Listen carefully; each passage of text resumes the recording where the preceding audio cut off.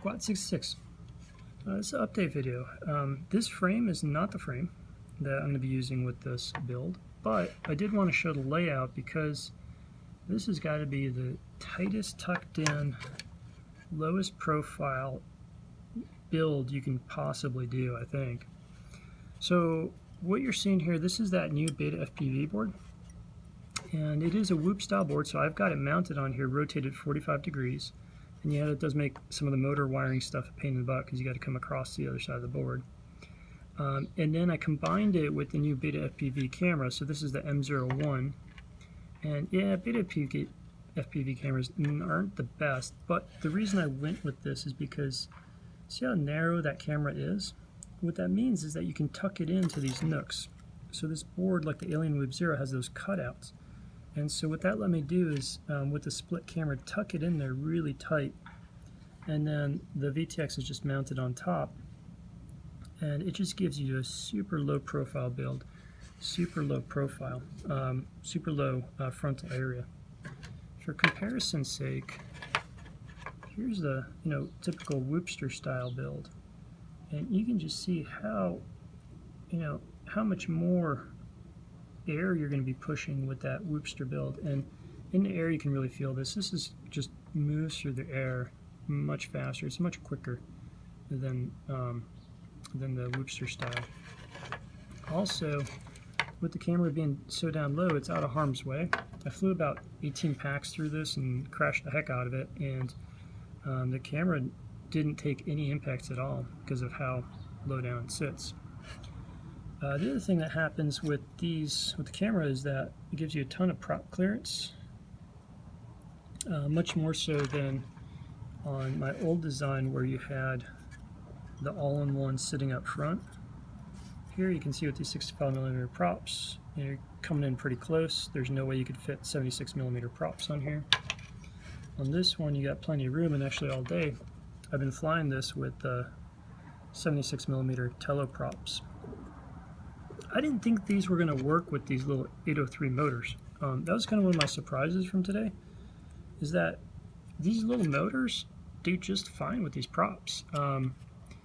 Probably improve the performance a little bit, give you a little bit more flight time, I think. Haven't done enough back-to-back with it to be 100% sure, but yeah, I was surprised. These motors handle these props, so that was kind of interesting. I do need to optimize this frame.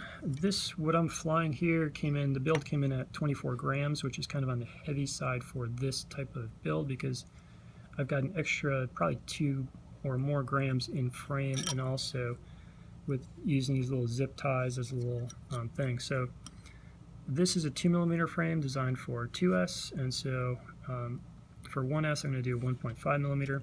I'm also going to tuck all this stuff in, so this back here is going to get tucked in.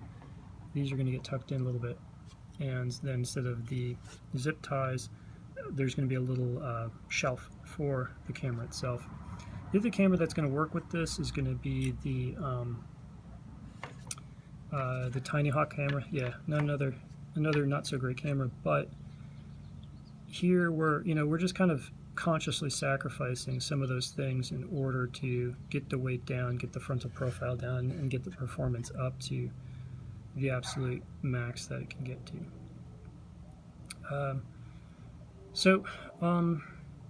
Keep working on this. Issues. This is not an easy build. This Betafpv board is super tight. And also, one of the things, there's a balance here with the 0803 motors. They got pretty short motor wires, and you got to extend them anyway, so it's kind of like, who cares if you go to a longer frame. But with the 1102 motors, these wires will just barely stretch on this.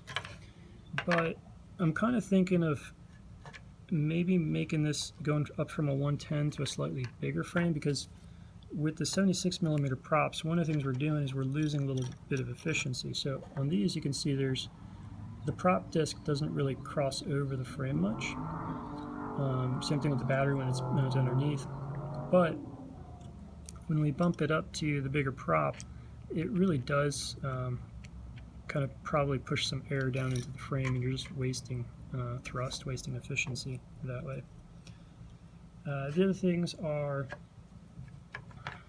I think for ultimate performance for weight distribution, probably the thing to do is split these cells and use those, because that's what's going to really tuck your mass in instead of extending out. So, for example, you can see how much longer these are, which means that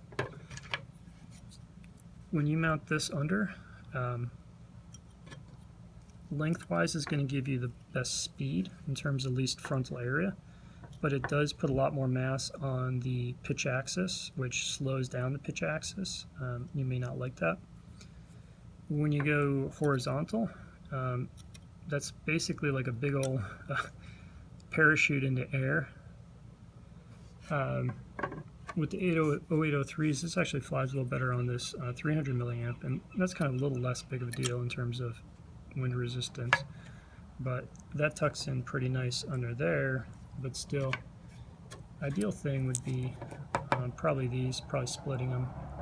At some point I may try that, who knows. Alright, that's probably enough rambling for now. I do think that this is a pretty nice successor to, the original kind of layout I had, and so I'm happy about that. We've got a nice updated 1S, and so now that I've got a layout that I like, I can go ahead and dial in the frame around it. Alright, till next time, cheers.